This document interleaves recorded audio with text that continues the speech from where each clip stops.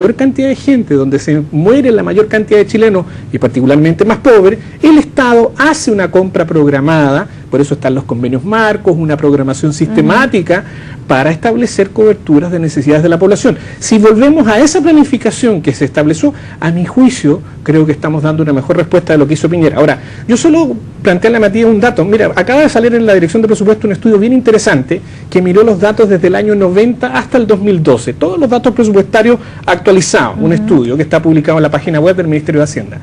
La tasa promedio del presupuesto público en estos 22 años ha sido de un 9% anual real por sobre IPC.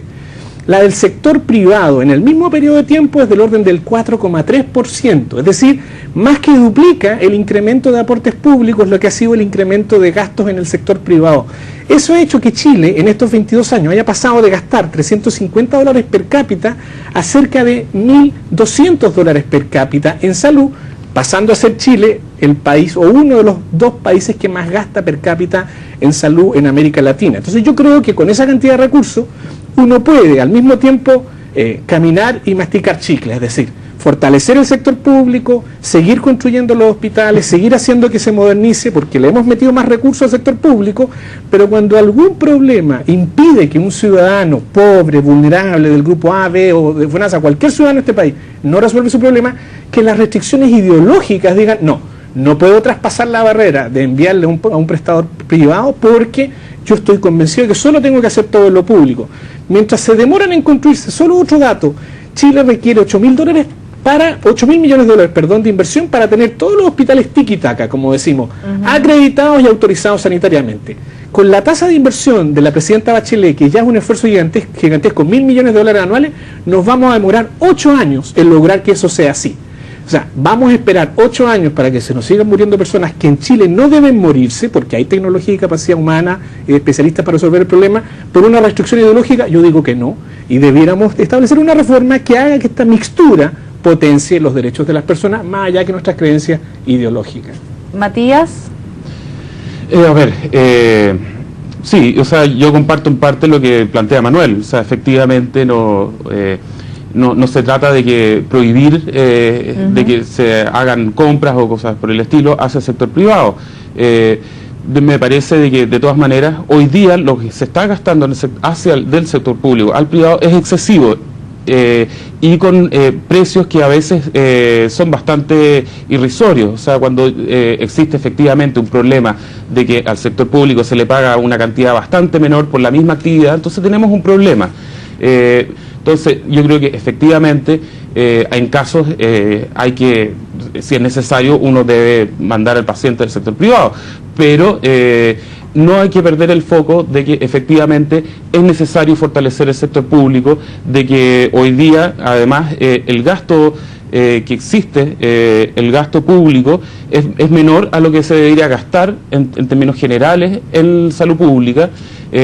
Cuando vemos efectivamente cómo se reparten los recursos, en los informes de la OCDE, cuando se hace un análisis de todos los países, uno ve que, y cómo se comporta el gasto, lo que uno hoy día se empieza a dar cuenta es que del sector público, que atiende casi a 13 millones de personas, tiene un gasto que es menor de lo que tiene el gasto privado. Hoy día 3 millones de personas reciben más de la mitad del gasto de salud en Chile, y en la gran mayoría en el fondo se queda con recursos bastante menores. Entonces efectivamente ahí existen problemas que son bastante brutales en relación a cómo se distribuye el gasto sanitario, que está haciendo hoy día problemas bastante graves. Y además de esos pocos recursos que tiene la salud pública, que $1.000 millones anuales se vayan al sector privado también genera problemas, porque se dejan de hacer varias cosas.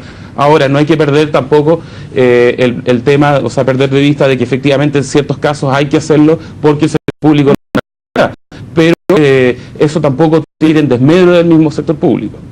Manuel, entiendo que le querías responder. Sí, lo que pasa es que, mira, mirando la cifra, este es un debate en que además nos hemos encontrado en otras ocasiones, incluso en mi universidad, la Andrés Bello, donde hemos estado juntos conversando y dialogando sobre estos temas. Tomando la cifra incluso que el propio Matías en su fundación, que creo que ha hecho un trabajo muy interesante en aportar este debate, él hablaba el año pasado de 1.156 de dólares, incluso tú lograste calcular, Matías. Si nosotros tomamos que el presupuesto anual proyectado para el año 2014, estamos hablando de 10.000 millones de dólares, estamos hablando igual que en el mejor de los casos, o con algunos problemas, el 11% del presupuesto del sector público se gasta solo en el sector privado y el 89 o 88% se gasta en el propio establecimiento público. Entonces, tampoco estamos hablando de una enorme magnitud de recursos. Yo creo que probablemente en ese 11% todavía hay muchas de las distorsiones que Matías plantea, pero no por querer echar el agua de la batea se nos vaya a ir la guaguita por el medio del desagüe. O sea, el tema es que aquí hay mucha gente que sigue necesitando, mientras los hospitales públicos seguimos mejorándolos y haciendo esfuerzos de modernización, por resolverle sus problemas de salud. Y ahí el auge, yo creo que nos plantea ejemplos fantásticos. Yo, por ejemplo, quiero ponerte el último ejemplo. Académicamente lo vimos en la Universidad Hospital Barros Luco, el año 2006, 2.400 personas en lista de espera a cataratas, que es una operación que afecta mucho a los adultos mayores. Y se operaban 500 cataratas al año a esas 2.400. Por lo tanto, había una lista de espera enorme de 1.900 personas que se quedaban ciegas por no poder operarse. Pues bien, se compró equipamiento, se contrataron especialistas, y de pasar de 500, el Hospital Barros Luco pasó a operar como 1.500, 1.000 más. O sea, triplicó su capacidad y por lo tanto se fortaleció. Pero aún así, habían 900 personas que seguían estando en lista de espera. Y esas 900 personas se compraron en el sector privado para que en su conjunto el problema de salud fuera resuelto. ¿Se fortaleció el hospital público? Sí. ¿Se compró el sector privado a precios bastante módicos? Sí, también. Y se le resolvió la lista de espera a esas 2.400 personas, que año a año hay que ver cómo se ha mantenido ¿no? ese modelo. Pero yo creo que se pueden buscar esas fórmulas de mixtura donde se potencia lo público y se complementa en virtud de las necesidades de la gente con lo privado. Claro, ahí estamos hablando de algunos ejemplos que hablan de lo ideal, pero hay cierta coincidencia en que finalmente aquí el tema de fondo es el gasto, pero también el foco está en dónde o en qué gastar la falta que tiene el sistema público de salud para poder responder a todas las demandas que hay. Y volviendo un poco también a lo que se ha anunciado en materia de salud, el programa, por ejemplo, Michelle Bachelet establece que se van a construir 20 nuevos hospitales, dejar en construcción otros 20 y avanzar tanto en los estudios técnicos de arquitectura y también de ingeniería en la licitación de obras civiles de otros 20. Estamos hablando netamente del tema de infraestructura. De repente nos está también desviando la atención ahí. ¿Y qué pasa con el tema de especialistas? Que finalmente ahí hay una situación muy compleja. ¿Por qué? Por los años en que se toma que una persona se pueda especializar y pueda responder a la gran cantidad de demanda que hay. Y finalmente, ¿cómo poder dar una solución a ese punto? Que es que finalmente faltan especialistas en muchas áreas y que muchas veces no están dispuestos a irse al sistema público. Entonces, podemos construir muchos hospitales, pero si no tenemos especialistas... A ver, sí, yo creo que efectivamente, por un lado, el plan del gobierno es ambicioso, efectivamente. Yo creo que además se requiere la inversión que ahí se señala. Yo creo que tenemos ahí un problema de infraestructura que es bastante grave.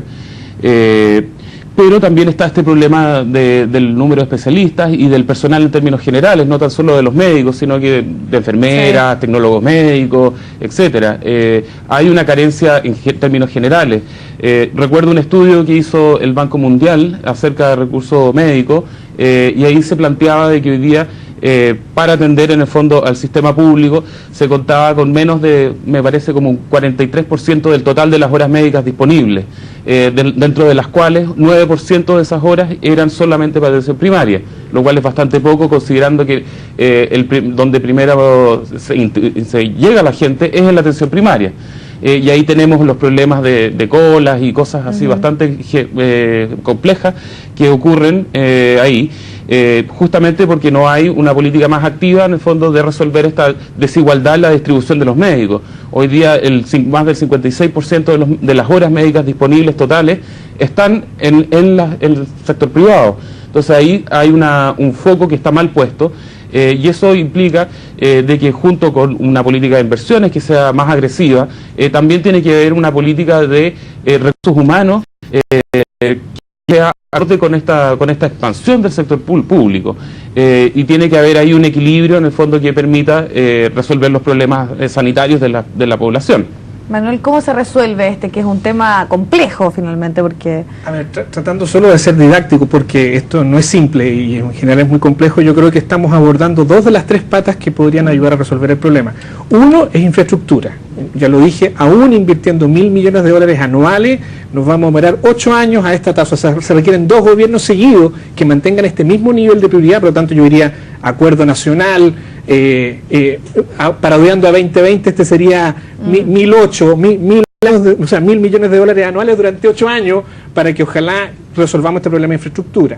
Segundo, tiene que ver con la formación de los especialistas, y aquí hay que reconocer que al trabajo que ya se había hecho en los gobiernos anteriores, Mañalich hizo un esfuerzo como ministro de Salud y prácticamente cuadruplicó la formación de especialistas. Pasamos de cerca de 800 formación de especialistas anuales a cerca de 3.000, y la presidenta Bachelet se ha puesto más ambiciosa aún y ha dicho que eso lo quiere llevar a 4.000, o sea, agregar 1.000 especialistas más en formación.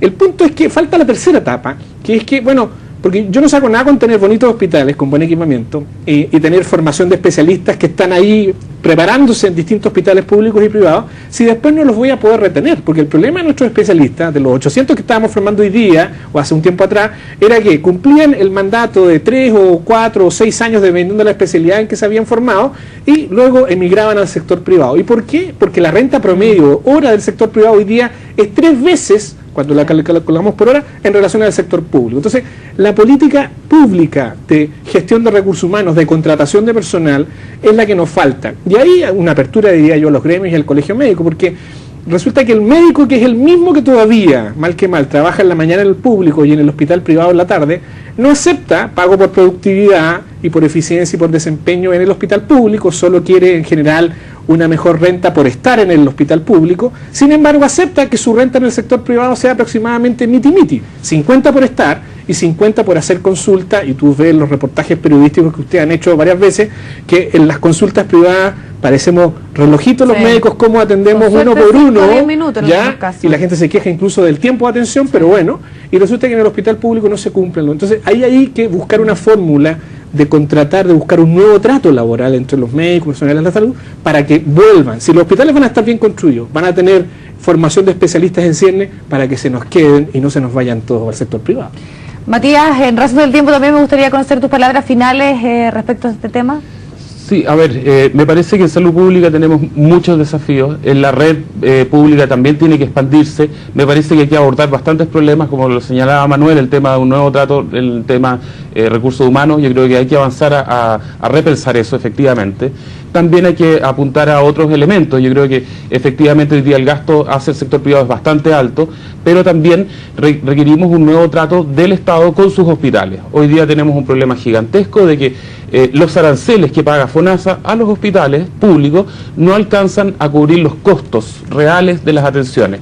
Y para esto hay un estudio que hizo la Universidad Católica, donde se hace justamente un análisis donde se compara los costos tanto de insumos, equipamiento, recursos humanos, y sacaron ahí un costo total por una atención versus lo que se paga realmente. Y ahí hay una brecha que es de 84% en promedio, de que hoy día los aranceles no alcanzan, están bajo los costos. Entonces por eso tenemos problemas como deuda hospitalaria.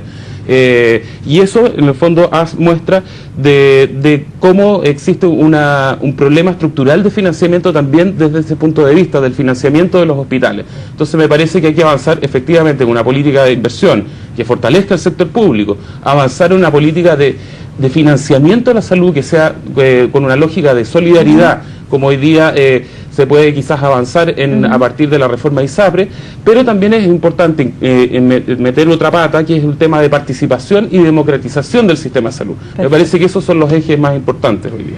Perfecto, bueno, queremos agradecerle tanto a Matías Goyenechea como a Manuel Nostroza haber estado junto a nosotros, un tema que se nos quedaron varios también, algunas otras aristas por tocar, pero justamente habla de lo importante que es hablar de la salud pública en nuestro país, de la salud en general. Muchas gracias. No, gracias por la invitación. Vamos al corte y regresamos a seguir revisando las noticias.